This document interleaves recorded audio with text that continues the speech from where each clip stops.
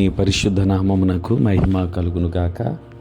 క్రీస్తునందు ప్రియ దేవుని బిడ్డలారా, ప్రభువైన యేసుక్రీస్తు పరిశుద్ధ నామంలో మీ అందరికీ ఉదయకాల శుభములు తెలియచేయచ్చు ఉన్నాను. ఈ దినమంతయు మీకు మీ కుటుంబానికి దీవెనకరముగాను ఆశీర్వాదకరముగాను దేవుడు అనుగ్రహించాలని మీ కొరకై ప్రార్థిస్తూ ఉన్నాను. నేటి దినము కొరకు ఏర్పాటు చేయబడిన దేవుని వాక్యము యెషయా గ్రంథం 43వ అధ్యాయం 19వ వచనం. ఇదిగో నేను ఒక నూతన క్రియ చేయుచున్నాను, ఇప్పుడే అది మొలుచును, మీరు దానిని ఆలోచింపరా?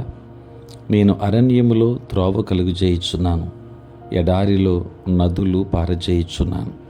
ప్రియులారా, నేటి దినము కొరకు ఏర్పాటు చేయబడిన ధ్యానాంశము నూతనమైనది. ప్రియులారా, ప్రవక్త యెషయా ద్వారా ప్రాచీన ఇజ్రాయేలు కొరకు ఎడారిలో నదులు పారచేయనట్లుగా చేసిన దేవుడు ఒక నూతన క్రియ చేస్తాను అని వాగ్దానం చేశాడు. ఐగుప్తు సైన్యము నుండి తన ప్రజలను రక్షించడానికి ఆయన చేసిన పాత విషయానికి ఈ కొత్త విషయం విరుద్ధంగా ఉంది. ఎర్ర సముద్రం కథ మనకు తెలుసు. ప్రియులారా, దేవుడు తన ప్రజలు గతాన్ని గుర్తుకు తెచ్చుకోవాలని కోరుకున్నాడు, కానీ అది వారి జీవితాలలో అతని ప్రస్తుత ప్రమేయాన్ని కప్పిపుచ్చకూడదు.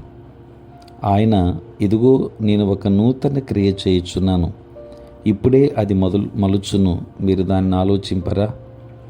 నేను అరణ్యములో త్రోవ కలుగజేయుచున్నాను. ప్రియులారా, గతాన్ని చూడటం ద్వారా దేవుని ఏర్పాటుపై మన విశ్వాసాన్ని బలపరుస్తుంది. గతంలో జీవించడం అనేది ఈరోజు దేవుని ఆత్మ యొక్క తాజా పనులన్నింటినీ చూడకుండా చేస్తుంది. ఆయన ప్రస్తుతం ఏ విధంగా కదులుతున్నాడో, తన ప్రజలకు సహాయం, పునర్నిర్మించడం మరియు నిలబెట్టుకోవడం ఏ విధంగా చేస్తున్నాడో చూపించమని దేవుణ్ణి మనం అడగవచ్చు. ప్రియులారా, మనకు దగ్గరగా మరియు దూరముగా ఉన్న ఇతరుల అవసరాలను తీర్చడానికి అతనితో భాగస్వామి అయ్యేలా ఈ అవగాహన మనలను ప్రేరేపించునుగాక. ప్రార్థన చేసుకుందాం.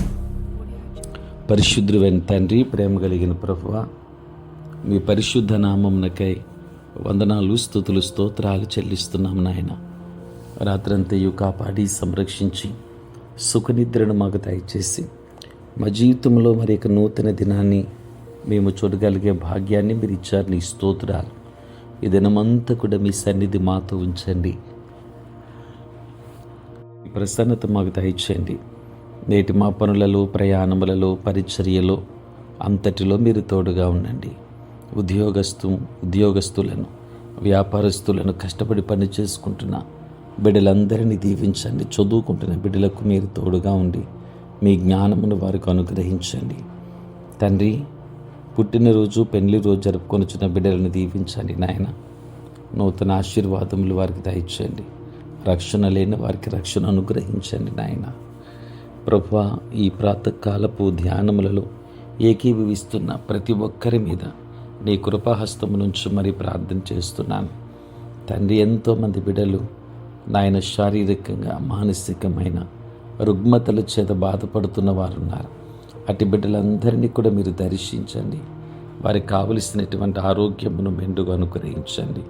ప్రేమ కలిగిన ప్రభువా, తండ్రి, ఈ సమయంలో నీ సేవ పరిచర్య చేయుచున్న ప్రతి సేవకుని దీవించండి.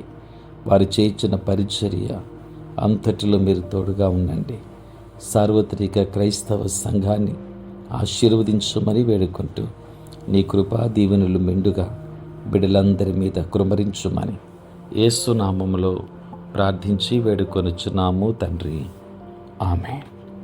తండ్రి, కుమార, పరిశుద్ధాత్మ త్రియేక దేవుని దీవెన సదా మీకును మీ కుటుంబానికి తోడై ఉండును కాక. ఆమేన్.